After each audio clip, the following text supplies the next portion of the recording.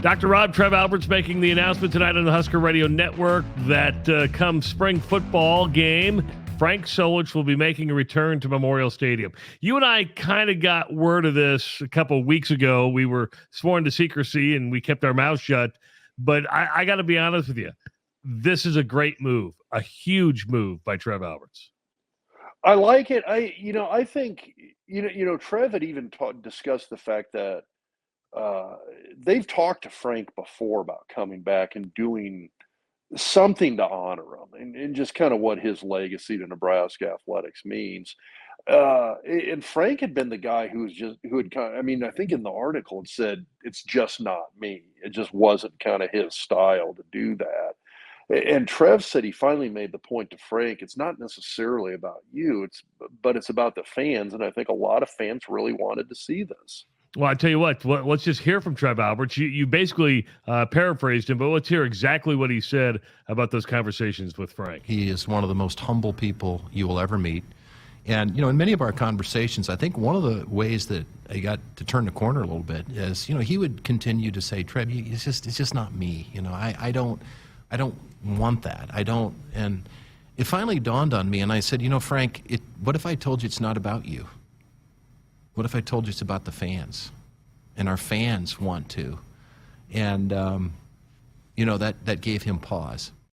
I agree with Trev here. It is about the fans because there are a lot of fans. Frank Solich come back. He's always said no. I will say this. I don't think there's another athletic director besides Trev Alberts who could have talked him into this. Unless it was Tom Osborne himself. I think there's a number of guys close to the program. I don't think you bring an athletic director from outside the program. And I guess I say that in the sense that, I know Trev came from UNO and had a job and a career prior to coming to UNO even. But at the same time, he's a Nebraska guy. He's a former Nebraska football player. They had that time there together.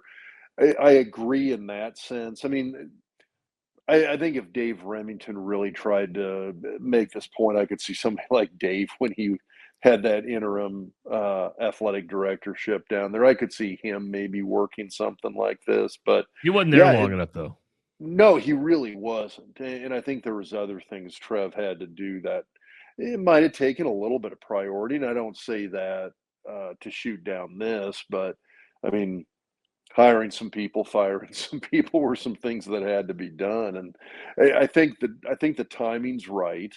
But I think it's a neat way to honor a guy who really gave a big chunk of his life to Nebraska football, from being a player there, an assistant coach there, and to the time that he was a head coach. Part of me always felt kind of weird about, hey, are we going to bring him back as sort of a way of saying sorry, I guess. I'm not sure that's, do you know what I mean? I'm not sure that's the right way to phrase it. I think it's the exact right way to phrase it. I think it's the exact right way to phrase it, because I think it is somewhat of an apology. It is, or maybe not an apology. Let me put it this way. You seem kind of melancholy on acknowledgement. An acknowledgement. Yeah, I think that might be the better word. You seem a little melancholy on us. When I saw this, I was excited, just because I thought, as a media member, when you scared the hell out of me when you first sent this to me, because I had my phone off. I'm at the gym working out, and all of a sudden I get this text. It's like, hey, should we do an instant reaction to the Frank news? And I'm like, the Frank news? Oh no, it's like you see somebody's name trending on Twitter. The first thought goes through your head is like, oh crap, they died.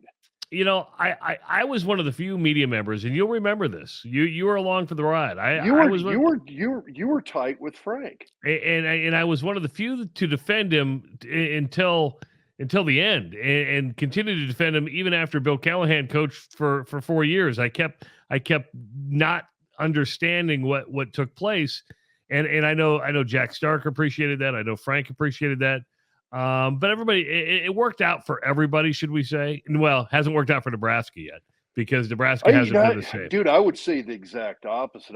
I still think it was a disastrous move that has had what for Nebraska. But Yeah, it worked out. It worked out fine for Frank. He did great at Ohio. He did. I mean, for well, Ohio, he did, but I mean, I think if you leave Frank Solich alone at Nebraska, especially after he's had a chance to kind of play with the staff, revamp some true. things personnel wise, I I will go to my grave saying that Frank Solich would have been a pretty darn solid 8, 9, maybe 10 win year, a guy at Nebraska. I think every 5 years he punches out a 7-6, 6-7 season. I think every 5 years he punches out a 11-1 season. And Uh, I mean, I think that was the kind of coach he was. And I think with the resources at Nebraska, he was perfectly capable of doing that if he'd been left there to kind of hone his craft a little bit and develop as a head coach. I uh, thought it was I mean, I will go to my grave saying that was one of the worst moves and probably trash Nebraska football for the better part of 2 decades. And I mean, I'd even go back and say, I thought Bo Pelini, who first got brought on board by Frank, was one of the few bright spots out of the last 20 years. Some people hate Bo. I still think Bo was a very good coach.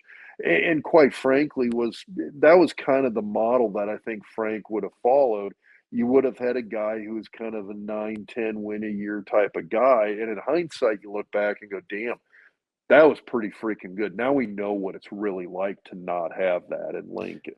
I feel like this is like an exorcism that's going to take place. It's like they're getting rid of it's like everything's falling into place. Now, call me maybe, I don't know, overly excited about it. It's like this needed to be done before Nebraska could move on in the college football world. I love I mean, there's all the superstition, and I'm one of those guys I'm one of the guys who's joked about this in the sense of we need Frank Solich to come back and sacrifice Little Red at the middle of the field that would be so cool. Nebraska can win games again. But can we stab that thing? Let's just have it be a piñata, and Frank goes out there with a baseball bat and just clubs Little Red, and we end Little Red. You get a new Herbie. And Frank's welcome back into the fold, and all's right in the world again. I want fat, ugly, scary looking Herbie so bad. I want Corn Cob Man, and I want Harry Husker back. Give me all the I want all the mascots from basically 51 to 1987. Anything after that we can get rid of. It's just the whole exorcism thing in terms of. I don't know. I go back to the whole apology versus acknowledgement aspect to this, and I think that there is value in terms of acknowledging that firing Frank Solich. It was kind of, I mean, within the realm of Nebraska football history. It was a painful part of Nebraska football history, and acknowledging the fact that it led to some very ugly reverberations within the program for the last 20 years. I don't, and again, the whole apology side of it, I think Frank knows he's loved here. I mean, I don't think that's ever been an issue. I think the fans I think most fans really, really like Solich. I think most former players really, really like Solich. I mean, all of us that played with him for him when he was down there, we loved the guy. He was a great person and an outstanding coach. And I thought like I said, I'll go to my grave saying getting rid of him was the worst decision we've made over the last 20 years. That's a great point by Dr. Rob Zatechka.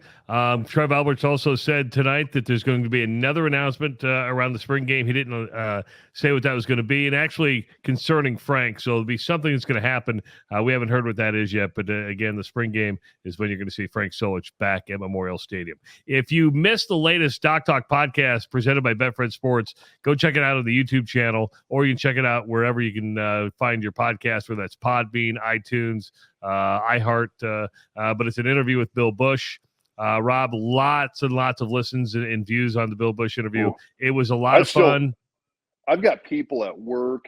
Like I said, I was at the gym earlier tonight when you texted me about this. I had people coming up to me at the gym talking to me about it and basically saying that's one of the best interviews we've ever done. And we really didn't do much. We kind of gave Bill a few talking points and he just went with it. But I mean, I've got people already saying we need to get him on because, again, I keep repeating this. We easily could have done a 4-hour podcast. Absolutely, 100%. And I had a regular listener reach out. He goes, "Hey, I noticed you guys are doing a lot of interviews lately, because during the season, it's just you and I, and we talk about the game.